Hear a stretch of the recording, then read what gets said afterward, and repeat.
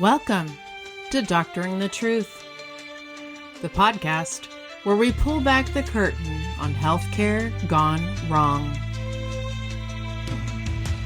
I'm your host, Jenna Tennell, and with me is my delightful co-host, Amanda House. We're two doctors of audiology here to bring you inside real-life cases where once trusted healthcare providers veered off the ethical path into criminal territory.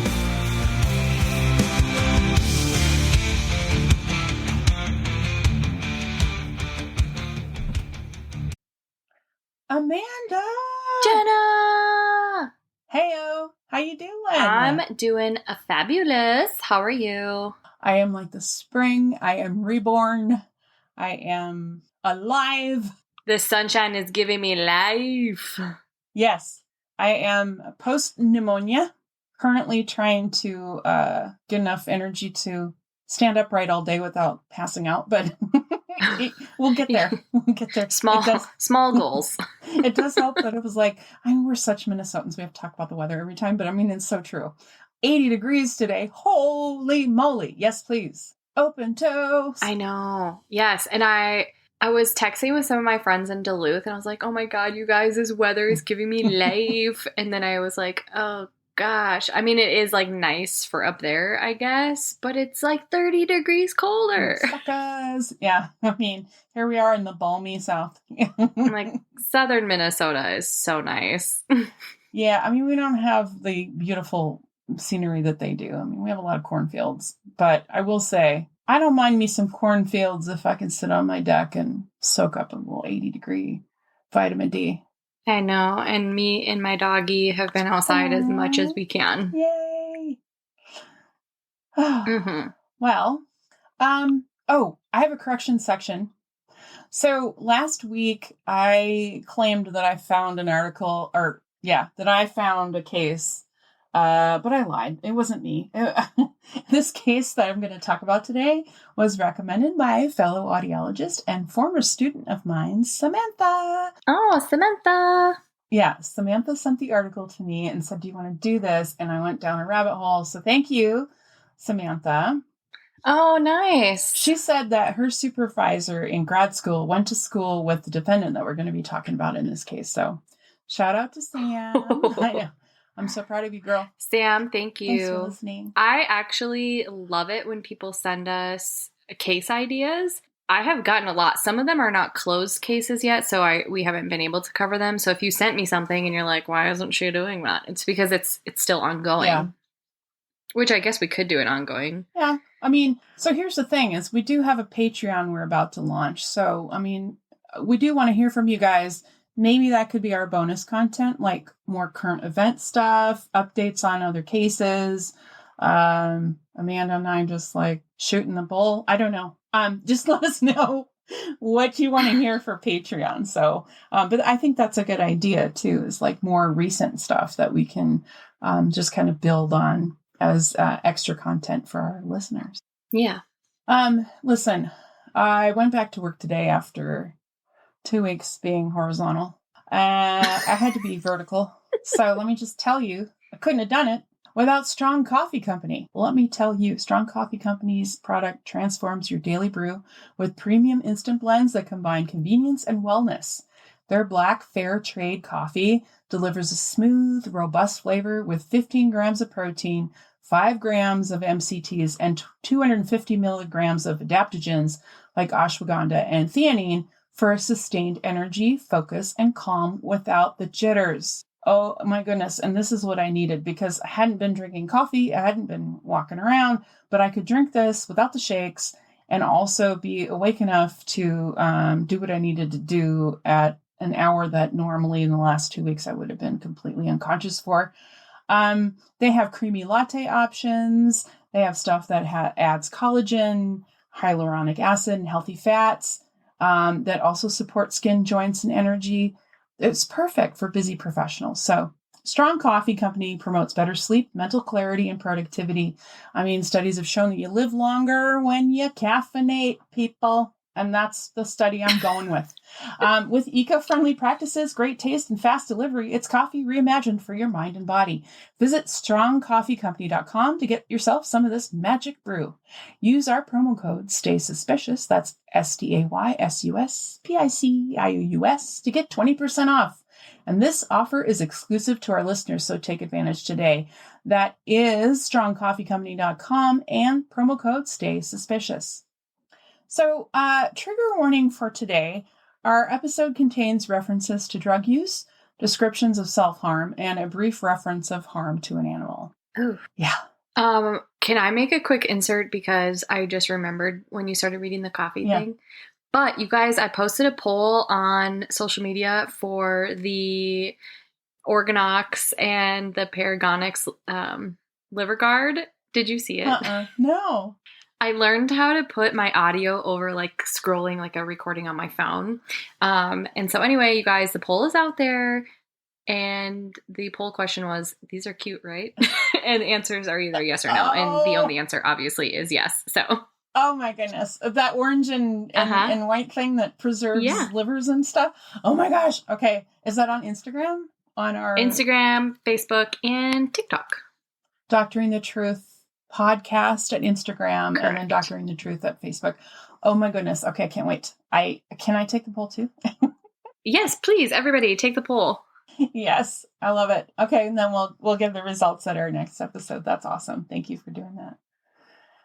So for sources for this episode, the majority of them were obtained from, and it's not because I'm a huge fan, but the Dr. Phil podcast, episode 265, because it was a 2-part episode entitled Marijuana's Lethal Consequences, the exclusive interview with Bryn Spejcher. It was basically 80 minutes of her talking about this incident, and so that's why. And then court documents from Ventura County, including the appellant's brief that we're going to talk about at the end.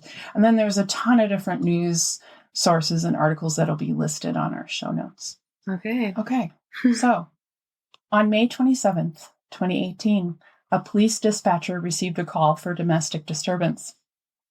Deputies were utterly unprepared for what they found when they arrived at the condominium at Thousand Oaks in California. A male's bloody body lay lifeless on the living room floor by the stairs in a pool of blood with multiple apparent stab wounds. A young woman writhed on the floor across from him, screaming and covered in blood with a knife in each hand. Her screams were primal and hair-raising. Blood covered the surfaces of the walls and the carpets. Chairs and furniture looked like they'd been tossed in a tornado. And a husky dog lay whining and panting with an apparent stab wound in its chest.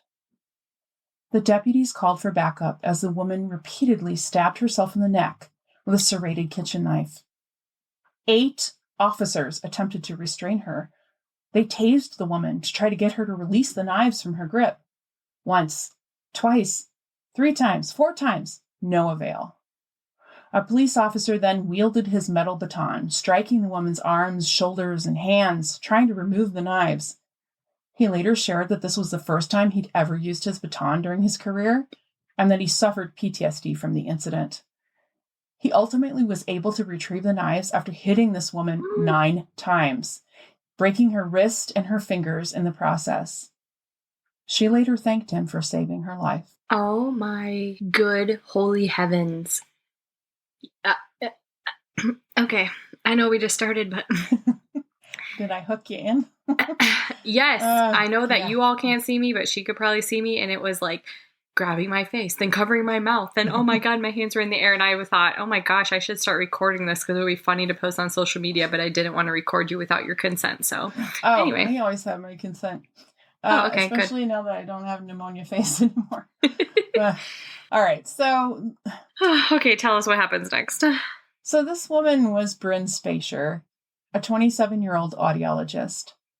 Bryn Spejcher was born in January 1991 in Illinois and grew up in the northwest suburban town of Bloomingdale. She was raised in a close-knit family with her parents, Michael Spejcher and Lori Pierce, and 3 brothers, Glenn, Kevin, and Daniel. From an early age, Bryn was diagnosed with hearing loss and began wearing hearing aids at the age of 4. Spejcher's hearing loss was a result of complications from a neonatal procedure called extracorporeal membrane oxygenation, or ECMO, which she underwent shortly after birth. ECMO is a heart-lung bypass treatment used for critically ill newborns, but it carries a known risk of causing sensorineural hearing loss. As a consequence, Bryn developed a significant hearing impairment early in her life. Her hearing loss contributed to a sheltered upbringing, as she often avoided overwhelming situations due to her hearing impairment. Friends and family described her as naive and having lived a sheltered life. Court records stated that Bryn had a cochlear implant to help her hear. Despite her challenges, Bryn developed a passion for helping others with similar disabilities. She pursued a higher education and earned her doctoral degree in audiology from Washington University in St. Louis. In a 2016 video, she expressed her eagerness to work with hearing loss patients, stating, "I'm excited to become an audiologist. I'm ready, and I want to work with patients who have hearing loss. I want to give them hearing aids. I want to give them cochlear implants. I want to be the best audiologist that I can be." After completing her education, Bryn moved to Los Angeles to begin her career as an audiologist, and she was accompanied by her hearing service dog, Aria, and they spent much of their free time at a dog park in Thousand Oaks. There, she met Chad O'Melia, a young accountant with whom she began a romantic relationship. Chad Brandon O'Melia was born September 27, 1991, in Santa Clarita, California, and was raised in the Newhall area alongside his younger brother Shane. He attended Peachland Elementary School and later graduated from Hart High School, where he was an active member of the football team. Chad's father, Sean O'Melia, described him as someone who could connect with anyone, often seeking out individuals who appeared alone at gatherings to make them feel included. He was known for his friendly, welcoming nature and his deep appreciation for his Irish heritage. After high school, Chad pursued a career in accounting, working for a firm in Camarillo, California, and studying to become a certified public accountant. He was described by friends and family as hardworking, dedicated, and someone with a bright future ahead of him. Chad met Spejcher at a dog park in Ventura County a few weeks before his death. The couple spent considerable time together in his final weeks. His untimely death had a profound impact on his family, with his mother, Michelle Larive, reportedly falling into a depression and passing away within years of Chad's death. So back to the night in question. At 10:30 p.m., Bryn took her service dog, Anya, to the second floor of Chad's condo. Chad also had a dog whose name was Athena. Chad and Bryn sat on the couch and chatted for a few hours. And then he said he wanted to get ready for bed and he needed to smoke a bit to unwind. He went out onto the patio and she joined him, as she knew it would take him a while to smoke and she didn't want to sit in the living room on her own waiting for him. He had a bong. She asked him for a hit. He was excited to share. She had smoked from a bong a week prior, but had only smoked pot a handful of times before that. She'd never reacted before. She took a hit, coughed, and asked for water. He laughed. He then remarked how high he was, and she said she didn't feel much. He was shocked. He said, "Oh, okay, well, let's make this intense for you." She was skeptical and wasn't sure if he was kidding. He grabbed something from his drug kit and added it to his bong. She noticed that he puffed away and created something that looked like a milky smoke. She didn't feel like smoking more, but he rushed her and waved the bong in her face. She felt pressured. "Hurry, you have to inhale now, quickly," he urged. She obliged for 2 hits. Immediately, she felt different and began having a scary reaction. She felt intense burning in her throat and lungs and began tearing up and felt the need to vomit, which was intense. She left the chair on the balcony and tried to drink water, but it stuck in her throat. She went to the bathroom to try and induce vomiting. She noted that Chad appeared in and out of her peripheral vision. She asked for an inhaler because she had asthma, but he didn't have one to offer her. He left bottles of water on the sink. She tried to talk, but couldn't seem to form coherent sentences. She tried to lie down on the couch, and vertigo set in. Chad came up to her face and poured water on it, began asking her questions, and came in and out of her line of vision. Bryn said he kept laughing at her and told her to close her eyes and sleep. She remembers trying to ask him, "Stay awake in case I choke to death." This was the last conscious memory that she had. She began to have visions as if she was looking down on her own body, and she felt paralyzed. She started thinking she was dead. She heard various people crying over her dead body, including her mother. She notes that the next phase of her experience was traumatic, as if she were watching someone else doing all of these horrible things. There were no thoughts, no emotions, no morality. She stated she was watching as if she were a zombie. She describes it as if looking through a TV screen. She said, quote, "The screen turned towards the kitchen, and the two hands grabbed two knives from the knife block on the counter. She noted that she watched the hands throw the knives at Chad. Then it grabbed another two knives and kept them in its hands. The screen moved to walk out of the kitchen, and the left hand stabbed a brown dog, which was Chad's dog. The screen moved towards Chad on the other side of the dining table. He was just standing there. As I got closer to him, I saw the knife in the left hand stab him in the abdomen. Then it just went black. The next thing I remember, the screen popped back open again. His body was on the floor, and then my body, or the screen, fell to the floor. Then I heard the roommate say, 'Bryn, what are you doing?' And the screen turned 180 degrees and saw the roommate at the top of the stairs. And then the screen turned back and I saw the hands continue to hurt Chad. And then it would go black and I would hear voices, 'Keep going, don't stop, you're almost there, you can do this.' And there were more encouraging words for I don't know what. And then the next thing I remember was seeing the knives aimed at my throat. And that's when I was trying to hurt myself. The more pain that was in my throat, the more it was like I was in a doctor's room and they were trying to rescue me.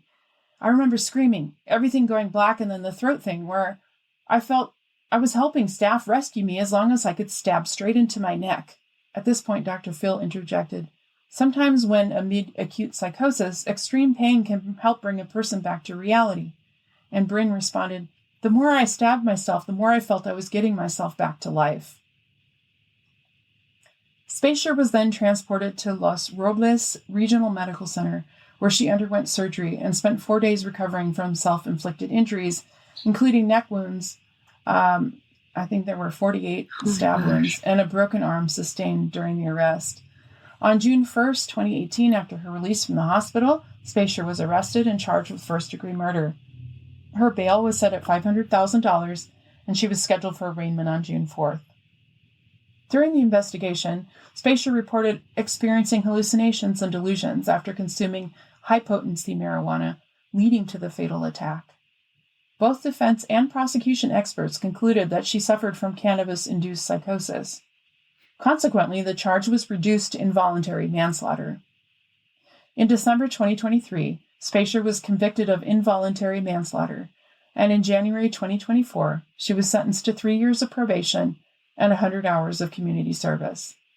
She had spent 6 days in jail and was required to attend a 52-week course in domestic violence prevention.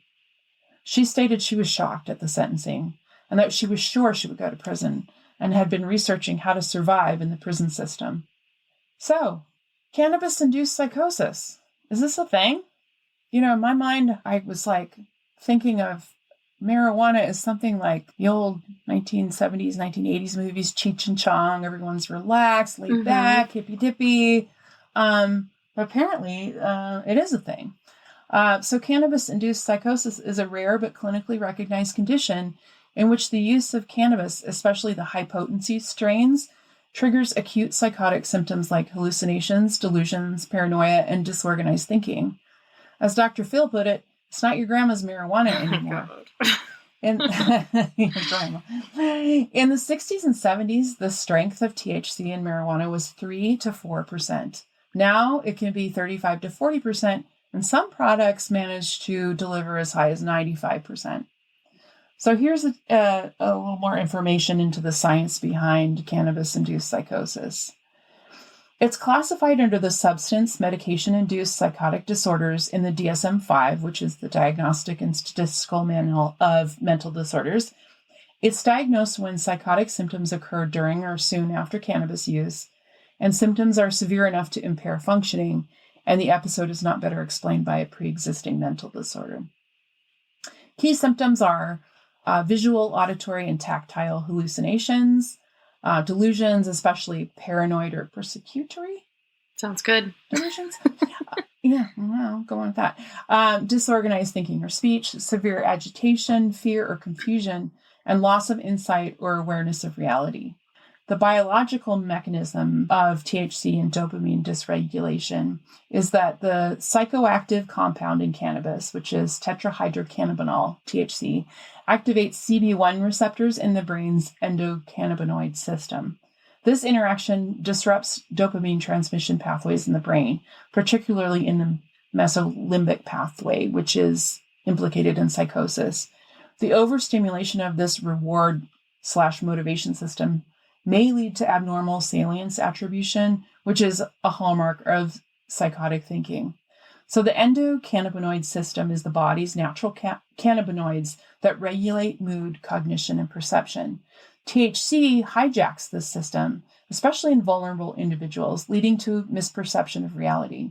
There are some risk factors. Some individuals are more likely to experience cannabis-induced psychosis due to a combination of biological and environmental factors, such as frequent or heavy use, personal or family history of mental illness, particularly schizophrenia or bipolar disorder, polysubstance abuse, trauma or stress, and then high THC concentration, especially over 10% THC.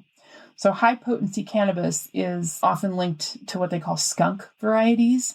I don't know if that's because how it smells. I always thought, and like my knowledge base is not big in this area, but I always thought if it was like skunkier smelling, then it wasn't as good. But that's opposite, I guess, huh? I don't know. Yeah. So skunk varieties are linked to a greater risk of developing psychosis, and daily users of high-potency cannabis are up to 5 times more likely to experience psychotic disorders compared to non-users. And then early and frequent use. So initiating cannabis use during adolescence and engaging in frequent use are significant factors for developing cannabis-induced psychosis. It usually resolves within days to weeks after stopping using cannabis, but some individuals develop a persistent psychosis or are later diagnosed with schizophrenia spectrum disorders. And around 25 to 50% of first-time cannabis-induced psychosis patients later develop chronic psychotic disorders, especially with repeated exposure, which is so scary. Treatment. Immediate care often involves antipsychotic medications like olanzapine, risperidone, and benzodiazepines for agitation. Long-term management includes psychoeducation about the substance risks, abstinence from cannabis, and monitoring for the development of schizophrenia and other psychotic disorders, as well as psychotherapy and psychiatric follow-up.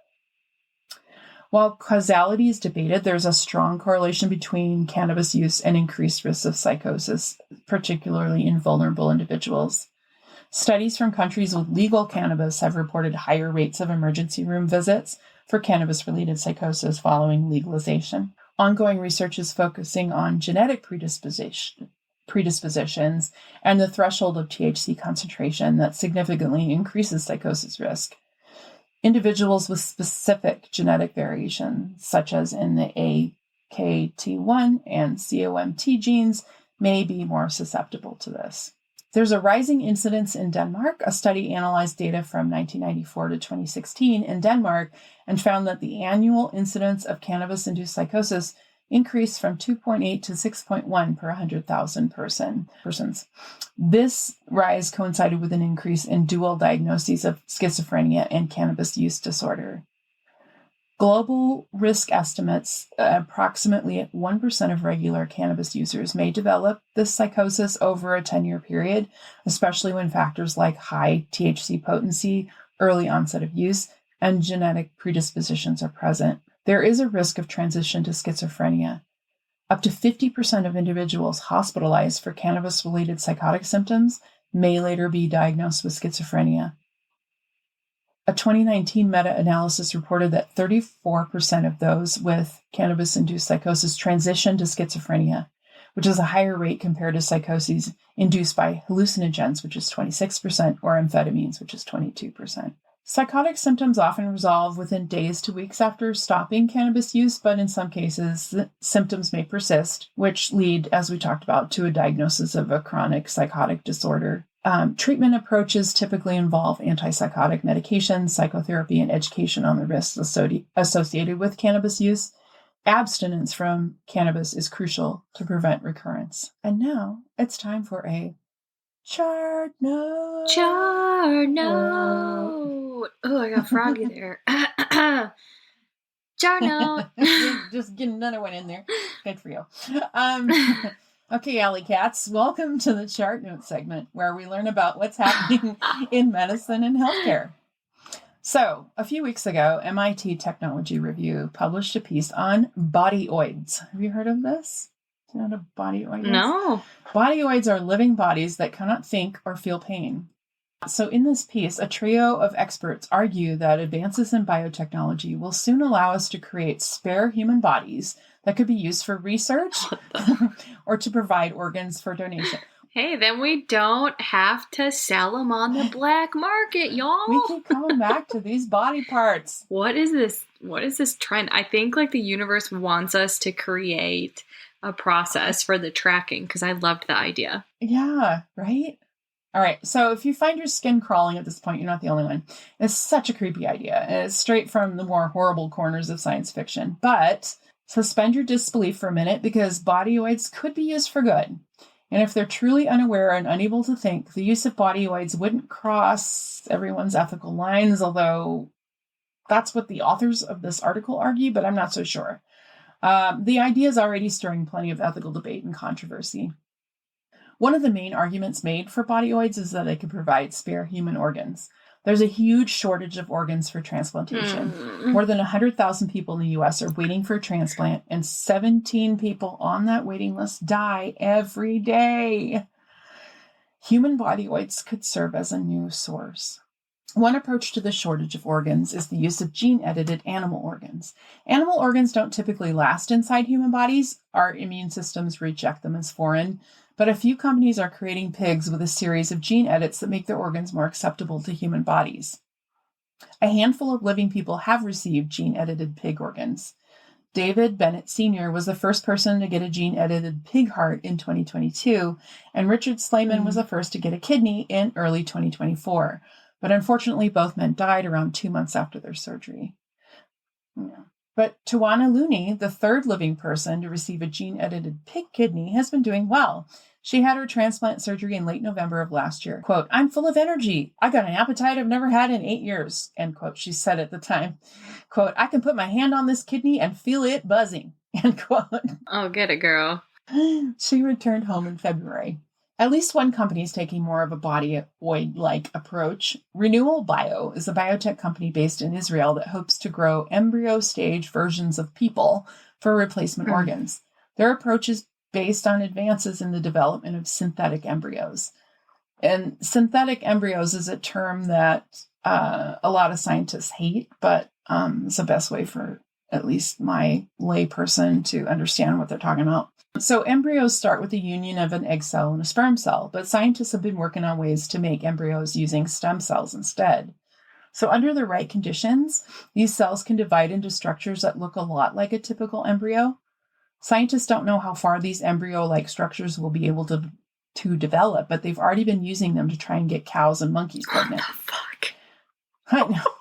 Gotta start somewhere, right? Oh, God. No one really knows how to think about synthetic human embryos. Scientists don't even really know what to call them. Rules stipulate that typical human embryos may be grown in the lab for a maximum of 14 days. Should the same rules apply to synthetic ones? Synthetic embryos made without eggs and sperm are looking increasingly like the real thing, raising thorny ethical questions, to say the least. The very existence of synthetic embryos is throwing into question our understanding of what a human embryo even is. Is it the thing that's only generated from the fusion of a sperm and an egg? Naomi Morris, a developmental biologist at the Crick Institute in London, asked. Is it something to do with the cell type it possesses or the shape of the structure? The authors of the new MIT Technology Review piece also point out that such bodyoids could help speed scientific and medical research. At the moment, most drug research has to be conducted in lab animals before clinical trials can start. But non-human animals may not respond the same way people do, and the vast majority of treatments that look super promising in mice fail in humans. Such research can feel like a waste of both animal lives and time. Scientists have also been working on solutions to these problems. Some are creating organs on chips, which are miniature collections of cells organized on a small piece of polymer that may resemble full-size organs and can be used to test the effects of drugs. Others are creating digital representations of human organs for the same purpose. Such digital twins can be extensively modeled and potentially used to run clinical trials in silico. Both of these approaches seem somehow more palatable to me personally than running experiments on a human created without the capacity to think or feel pain. When it comes to real-world biotechnology, though, our feelings about what's acceptable tend to shift. In vitro fertilization was demonized when it was first developed, for instance, with opponents arguing that it was unnatural, a perilous insult, and the biggest threat since the atom bomb. It's estimated that more than 12 million people have been born through IVF since Louise Brown became the first test tube baby 46 years ago. The announcement of the birth of Dolly the cloned sheep back in the 1990s launched a hysterical reaction, complete with speculation about armies of cloned warrior slaves. Why do we hear about medical breakthroughs in mice, but rarely see them translate into cures for human disease? Why do so few drugs that enter clinical trials receive regulatory approval? And why is the waiting list for organ transplantation so long? These challenges stem in large part from a common root cause, a severe shortage of ethically sourced human bodies. It may be disturbing to characterize human bodies in commodifying terms, but the unavoidable reality is that human biological materials are an essential commodity in medicine, and persistent shortage of these materials create a major bottleneck to progress. This imbalance between supply and demand is the underlying cause of the organ shortage crisis, with more than 100,000 patients currently waiting for a solid organ transplant in the U.S. alone. It also forces us to rely heavily on animals in medical research, a practice that can't replicate major aspects of human physiology and makes it necessary to inflict harm on sentient creatures. In addition, the safety and efficacy of any experimental drug must still be confirmed in clinical trials on living human bodies. These costly trials risk harm to patients, can take a decade or longer to complete, and make it through to approval less than 15% of the time.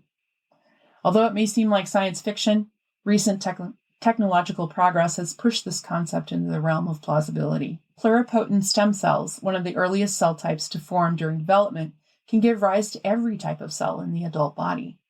Recently, researchers have used these stem cells to create structures that seem to mimic the early development of actual human embryos. At the same time, artificial uterus technology is rapidly advancing, and other pathways may be opening to allow for the development of fetuses outside the body. Such technologies, together with established genetic techniques to inhibit brain development, make it possible to envision the creation of bodyoids, a potentially unlimited source of human bodies, developed entirely outside of a human body from stem cells that lack sentience or the ability to feel pain. Embryos made from stem cells rather than an egg and sperm appear to generate a short-lived pregnancy-like response in monkeys. It could even be possible to generate organs directly from a patient's own cells, essentially cloning someone's biological material to ensure that the transplanted tissues are a perfect immunological match, and thus eliminating the need for lifelong immunosuppression. Bodyoids developed from a patient's cells could also allow for personalized screening of drugs, allowing physicians to directly assess the effect of different interventions in a biological model that accurately reflects the patient's own personal genetics and physiology. We can even envision using animal bodyoids in agriculture as a substitute for the use of sentient animal species. Of course, possibilities are not certainties. We don't know whether the embryo models recently created from stem cells could give rise to living people, or thus far even to living mice. We don't know when or whether an effective technique will be found for successfully gestating human bodies entirely outside a person, and we can't be sure whether such bodyoids can survive without ever having developed brains or the parts of brains associated with consciousness, or whether they would still serve as accurate models for living people without those brain functions. Even if it all works, it may not be practical or economical to grow bodyoids, possibly for many years until they're mature enough to be useful for our purposes. Each of these questions requires substantial research and time. However, this idea is plausible enough to justify discussing the technical feasibility and the ethical implications before it's too late. Bodyoids could address many ethical problems in modern medicine, offering ways to avoid unnecessary pain and suffering. For example, they could offer a moral alternative to how we currently use non-human animals for research and food, providing meat or other products without animal suffering or awareness. But when we come to human bodyoids, issues become harder. Many find the concept grotesque and appalling, and for good reason. We have an innate respect for human life in all its forms. We don't allow broad research on people who no longer have consciousness, or in some cases never had it. But at the same time, we know how much can be gained from studying the human body.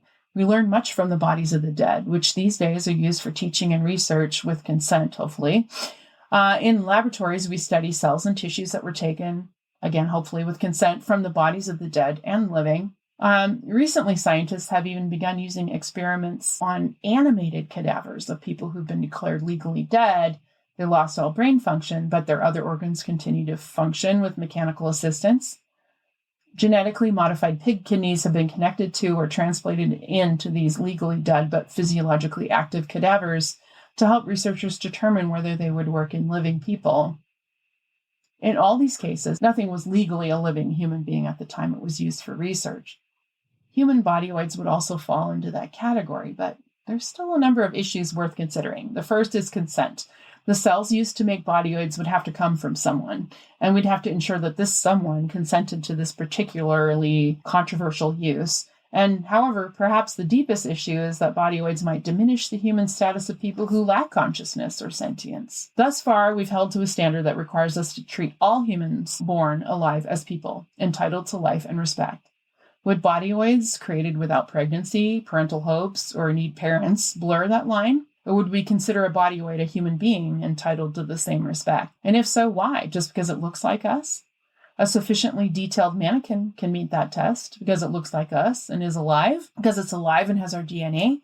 These are questions that will require careful thought.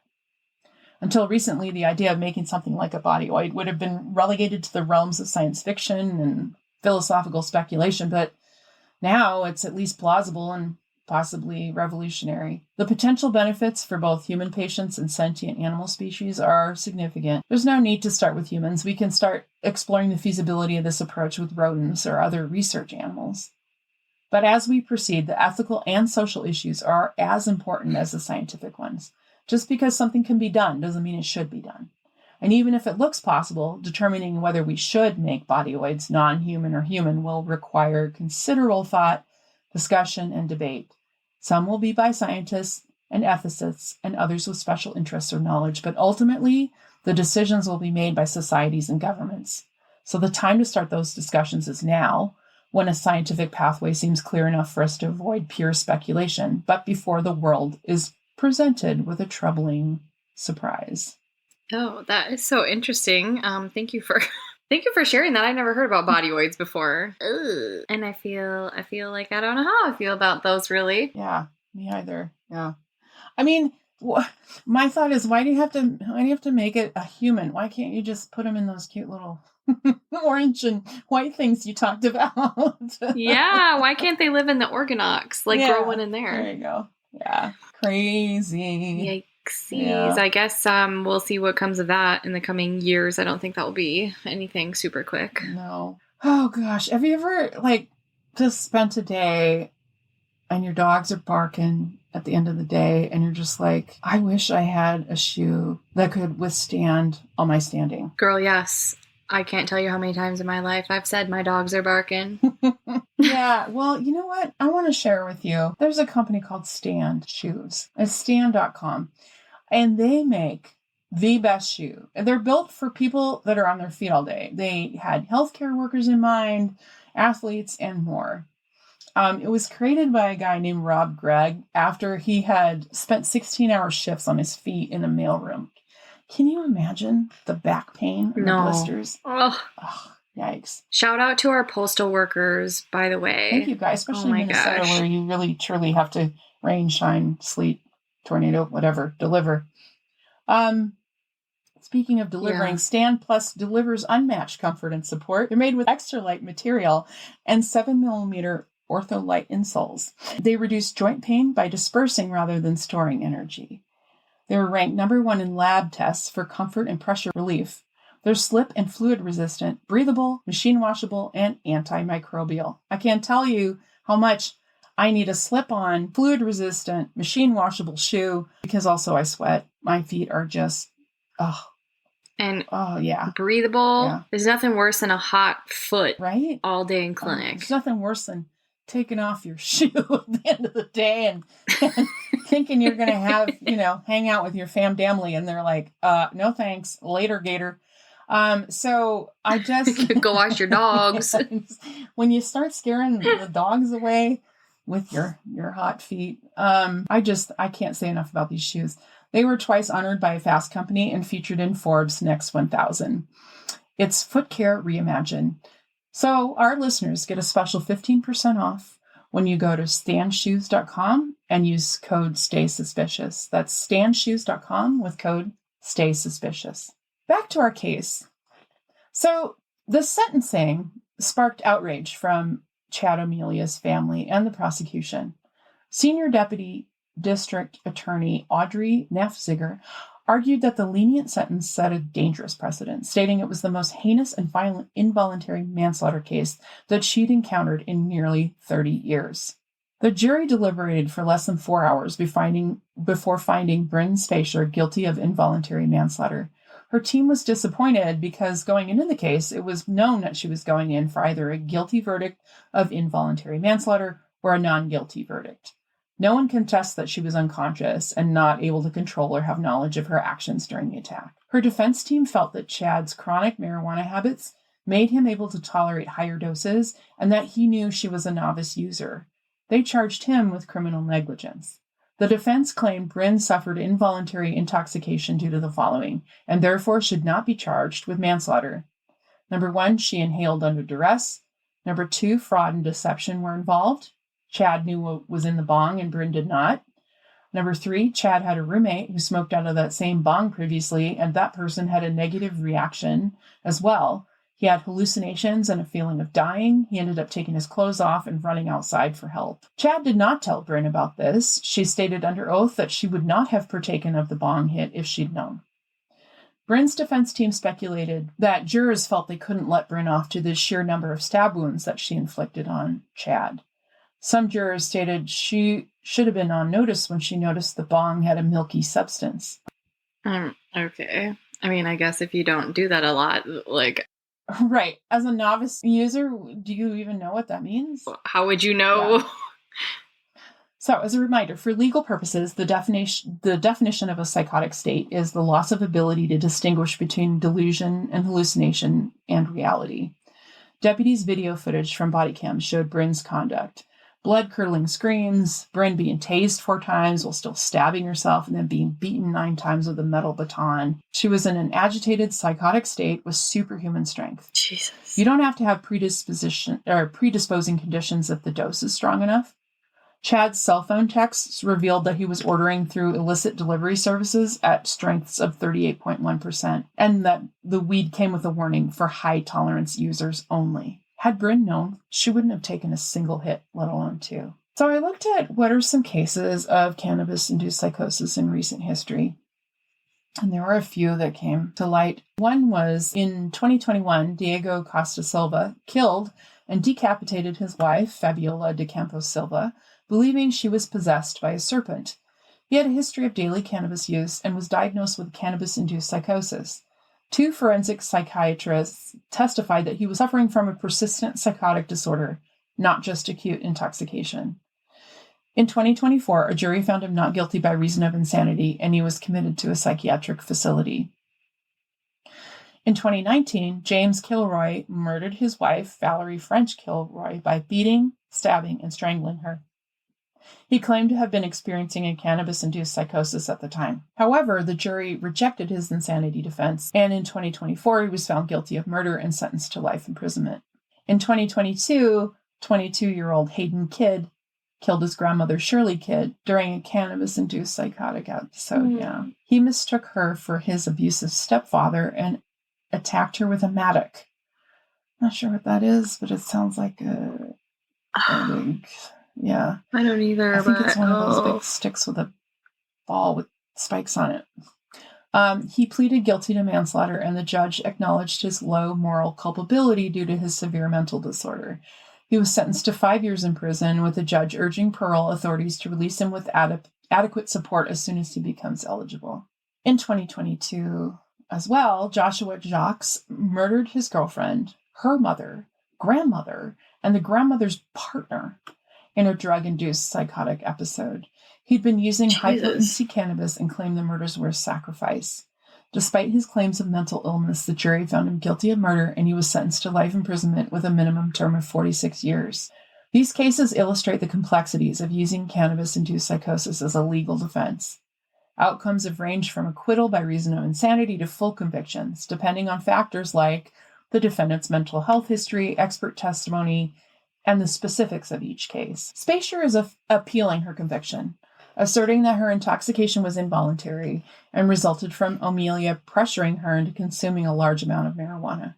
She claims that Amelia had a temper and could be physically aggressive, which made her too scared to refuse his request to smoke with him. Her defense team asserts that involuntary manslaughter must be reversed for insufficient evidence of criminal negligence, stating that an ordinarily careful person would not have known smoking 2 puffs of marijuana, a legal substance, could cause a psychotic break and violent hallucinations. They further posit that it was an error to exclude evidence that Chad had choked Bryn in the past. Evidence of his past violent conduct was relevant and material to prove that he pressured her to take the second puff, and that intoxication was involuntary, which is a complete defense of involuntary manslaughter. The autopsy revealed 108 stab wounds to Amelia inflicted by 4 different knives. Amelia was stabbed in the trachea, carotid artery, jugular vein, heart, lung, liver, chest, back, shoulder, and head, which caused death within minutes. He had marijuana in his system, but no synthetic drugs or alcohol. The parties stipulated that Amelia's blood test revealed the 11-HD9-THC was 7.3 nanograms per milliliter, and the D9-carboxy-THC was 110 nanograms per milliliter, and the D9-THC was 48 nanograms per milliliter. Blood samples were taken from Bryn on May 28, 2018 at 1:53 a.m. She had lacerations on her neck and hands. The video showed her stabbing herself in the neck, which was life-threatening, and she was impervious to pain. Chad Amelia had been studying to become an accountant. Friends described him as friendly, hardworking, and optimistic. However, he had a temper and would sometimes become really angry. Chad routinely smoked marijuana throughout the day and ordered it from a delivery service. He smoked the biggest, the best, the strongest marijuana. Chad's cell phone text revealed he was ordering marijuana through an illicit delivery service at a strength of 38.1%. Studies have shown that the psychoactive effects of THC can occur at 13% potency, regardless of a person's predisposition to a reaction. A few months earlier, Chad's roommate, Vinny Oliveira, smoked a bong prepared by Chad, which made him hallucinate. He described visual distortions and felt like he was dying. Vinny wanted to strip down naked and run outside to find someone to take him to the hospital. He blacked out. Dr. Chris Mahandi, a board-certified forensic psychologist for the prosecution, agreed with Dr. Fong that Bryn experienced a level 4, the highest level cannabis-induced psychotic break with hallucinations and major misperceptions of reality due to the cannabis, which caused her to take a life and harm herself. Dr. Mahandi concluded that Bryn killed Mr. Amelia because of her distorted reality and in response to the command hallucinations while in a state of marijuana-induced psychosis. She was stabbing herself in the neck, impervious to the pain. She heard voices saying to keep stabbing Chad. There was no evidence that Bryn lied about or exaggerated her symptoms. Vinny also had a psychotic reaction, and newer marijuana users are more likely to freak out or have panic attacks. Testing revealed that the marijuana was 4.1% Delta-9 THC, a mid-level strength with no other illicit substances. This was testing in the bong. Other drugs burn off when smoked, and some synthetic drugs are undetectable. Delta-9 THC is a psychoactive component of marijuana. Some marijuana is 31.8% THC. So the THC testing in this case was incomplete. It wasn't quantitatively tested. It's impossible to confirm that the substance tested that was left behind was what Bryn Spejcher had actually smoked. Forensic scientist Scott Coley testified that THC produces a euphoric, relaxing feeling, but some individuals experience hallucinations, increased anxiety, paranoia, and even psychosis. THC affects inexperienced users more than habitual users who have a higher tolerance. Over time, THC is absorbed. The effect of marijuana is instant and peaks 10 to 30 minutes after use. At 1:53 a.m., when Bryn's blood was tested, it indicated recent marijuana use and no other substances, and that she was an infrequent user. Dr. William Wershing, a UCLA psychiatrist, watched the deputy body cam video and concluded Bryn was in a severe marijuana-induced psychotic state when she stabbed Chad and herself. The positive effects of cannabis use include anti-inflammation, seizure suppression, mood stabilization, and anxiolysis, which, pain relief. However, as cannabis decreases and THC increases, the drug becomes more potent with a stronger high and is more psychotoxic. Wax, a distillation of marijuana, results in a more potent 30 to 75% THC and produces a more intoxicating effect. Wax residue was discovered at the bottom of Chad's bong. Dr. Wershing has observed people in psychosis cutting off their genitalia, pulling their eyes out, and trying to remove their internal organs. Dr. Buffington, a pharmacologist and toxicologist, testified that marijuana potency can be as high as 85% plus. Chad ordered 31.8% AuD Kush a few days earlier, which was a substantially high potency, much higher than 4.1%. And when 31.8% marijuana is put in a bong with oil or wax, the marijuana is taken to a different level. Stacking hits are when more doses are added, which makes the bong milky white, increasing potency. At lower potencies, marijuana produces euphoria and relaxation, as we talked about, but as potency rises, it can cause psychosis, hallucinations, and delusions. And this potency is too much for the brain. So again, the marijuana scrapings from the bong were 4.1% THC, but the unburned raw material was what needed to be tested for an accurate reading, and obviously that could not be performed because it was gone. So testing a burnt material doesn't accurately reflect its potency. Other drugs may have been burned off before the burnt material was tested, since only trace amounts were left in the bowl. So Dr. Mohanty opined that the THC that Bryn was given was more potent than the 4.1% found at the scene based on her extreme reaction. Bryn and Chad's blood tested positive for THC.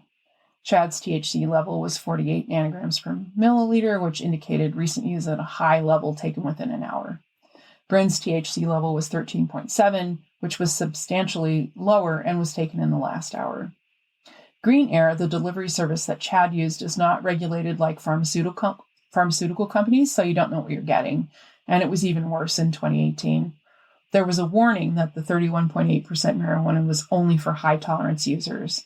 And Bryn Spejcher was a naive, infrequent marijuana user. So again, Dr. Buffington stated that the body cam showed that Bryn was in a cannabis-induced psychosis, physically present but not cognitively present. She was awake, she was moving, but she was non-responsive to communication with others. She was stabbing herself and Chad. She was not responsive to pain. 8 officers tased her multiple times, hit her with a baton, and she just was not present in the room with them. Chad, they maintained, was aware of what would happen to someone exposed to a high-potency substance because he similarly prepared the marijuana for Vinny, his roommate, and saw his reaction. So Dr. Buffington opined that Chad loaded a high-potency marijuana into the bong, stacked the hits to maximize the intensity, and delivered it through the bong, which administers it rapidly to an inexperienced user. Based on his training in pharmacology and toxicology, one would not expect that taking 2 hits from marijuana would cause the reaction, because 2 hits from standard marijuana would not cause someone to kill and inflict extreme self-harm. Someone who's not a routine user would not have the experience to know the warnings and would not have seen adverse reactions to themselves or others.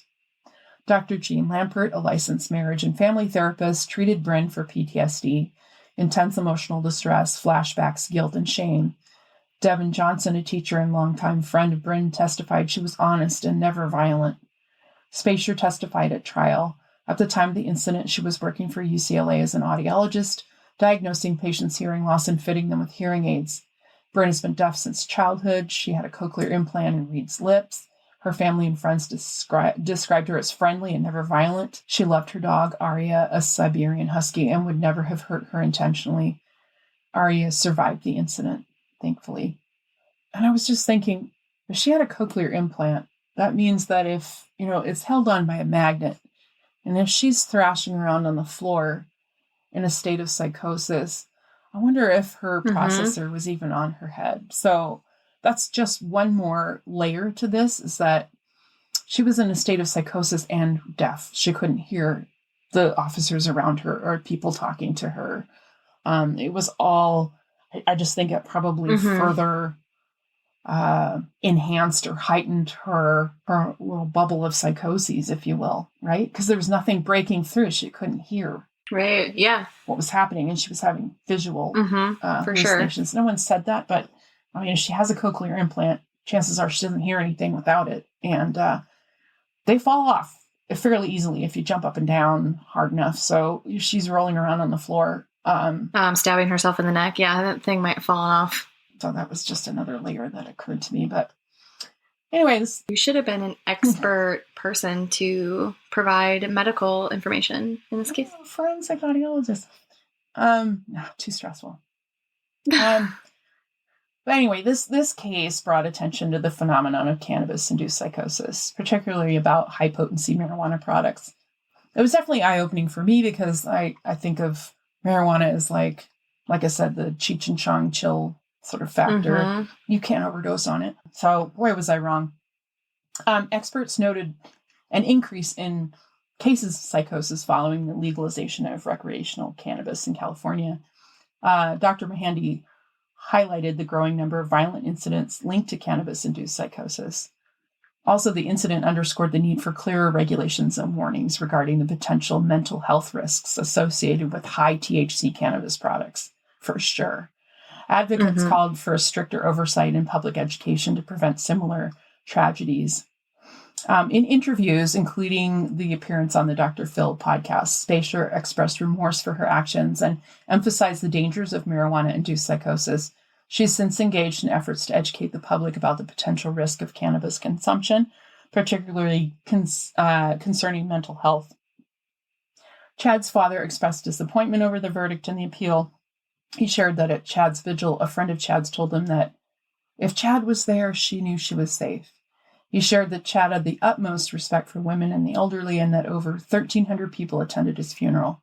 He described his son as loving and caring, and that he was a good listener.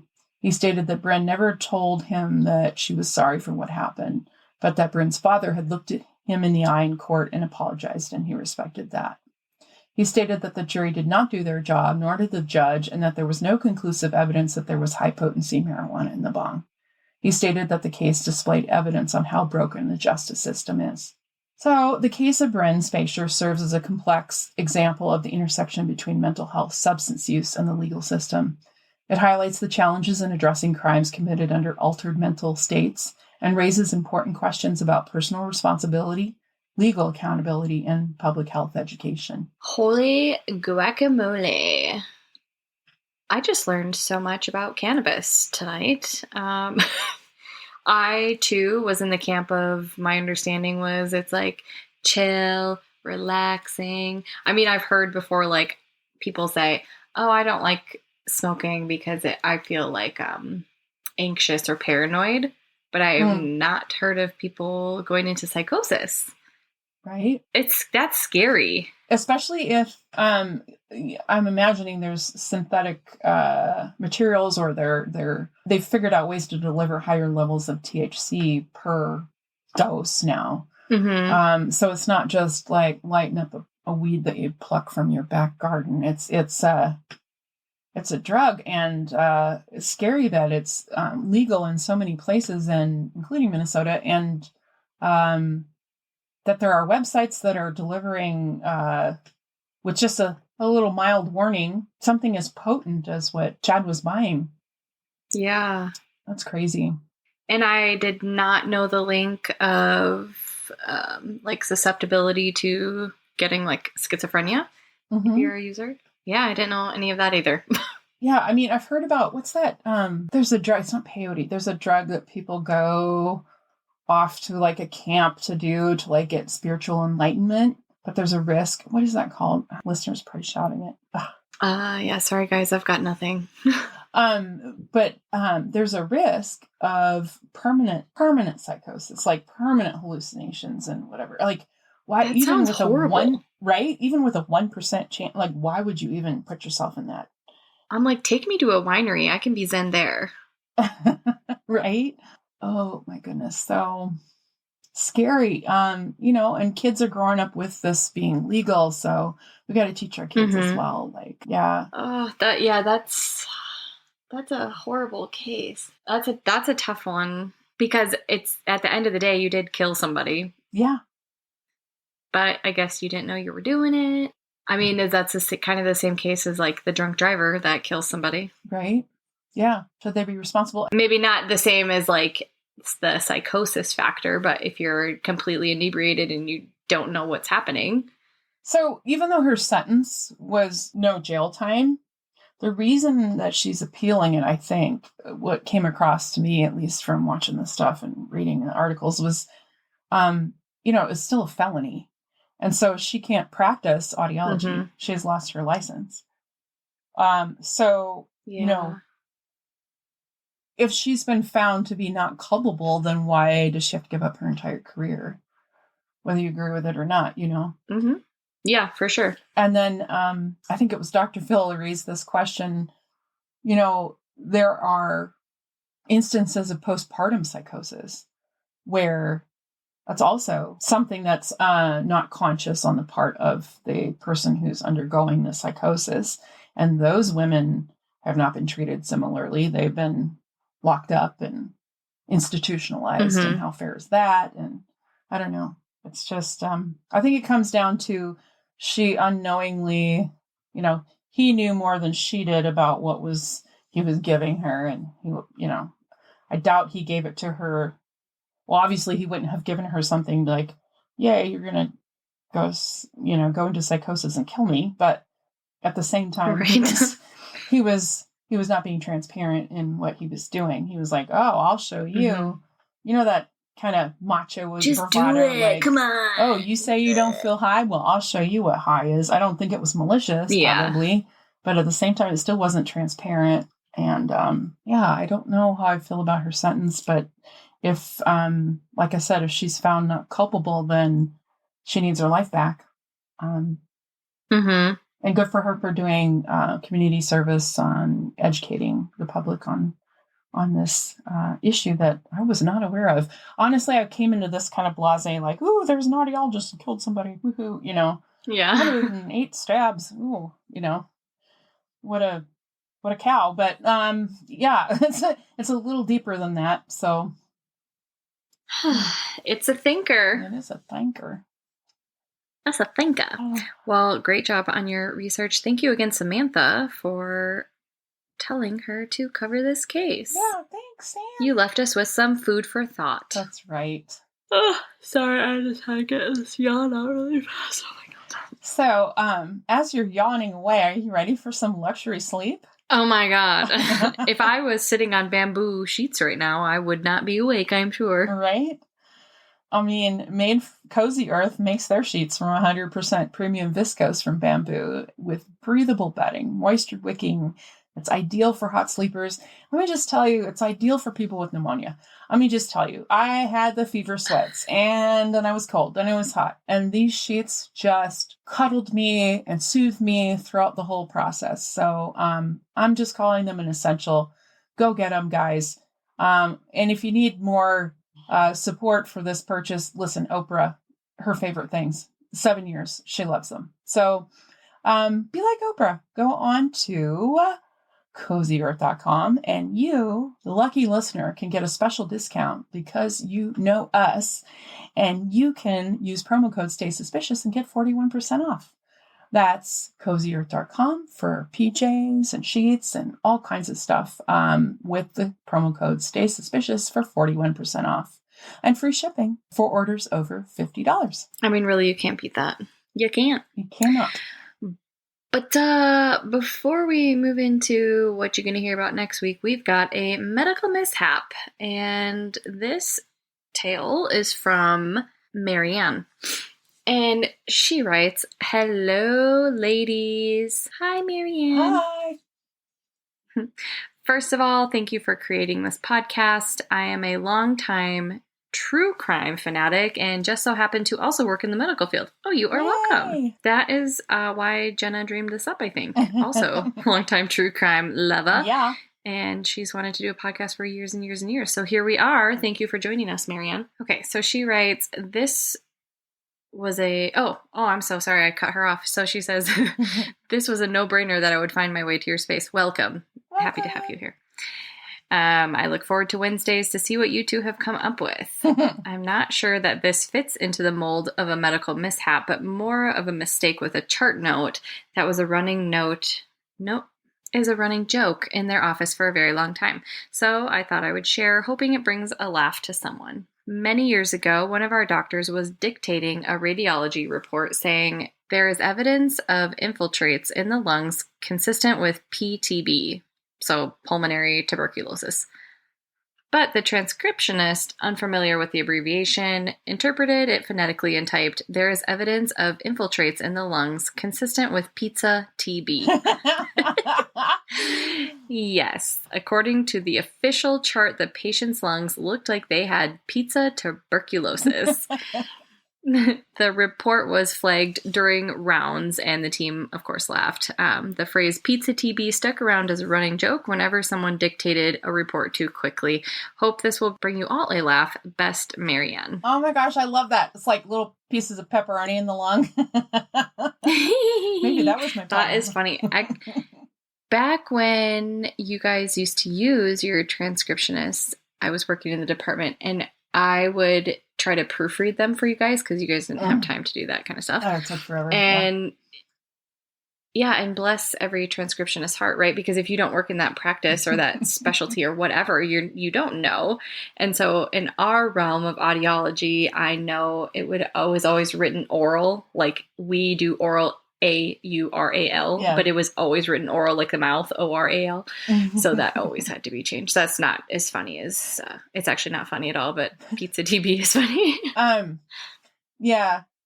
So my favorite was always like, they had difficulty hearing in public, but they'd write, they had difficulty hearing in pubic. Oh my gosh. I'm just like, okay, that one, think about it. That's so funny. Oh, good ones. I mean, we could probably do a whole episode on transcription mistakes. Seriously. I bet there's some real doozies out there. Well, that was a nice, cheery way to end this episode. We've gone a little bit over, but listen, next week, what are we going to hear about, Amanda? We are going to tap into the old dentistry land. Yeah, we haven't been there yet. Chop, chop. So I'm excited to hop over there. And we'll just call it a crime of passion. Oof. Passion. La passion. Dentistry. Yeah. Ooh la la. Ooh la la. But until then, don't miss a beat. Subscribe or follow Doctoring the Truth wherever you enjoy your podcasts for stories that shock, intrigue, and educate. Trust, after all, is a delicate thing. You can text us directly on our website at doctoringthetruth@buzzsprout.com. Email us your own story ideas, medical mishaps, and comments at doctoringthetruth@gmail. And be sure to follow us on Instagram at Doctoring the Truth Podcast. We're on Facebook at Doctoring the Truth and TikTok at Doctoring the Truth, as well as AuD. EDAUDPOD. Don't forget to download, rate, and review so we can be sure to bring you more content next week. And until then, stay safe and stay suspicious. I really drew that out because I was like, you coming in, girl? Come on, Alley Cat, let's go. Okay. Bye, Alley Cat. Bye. Bye.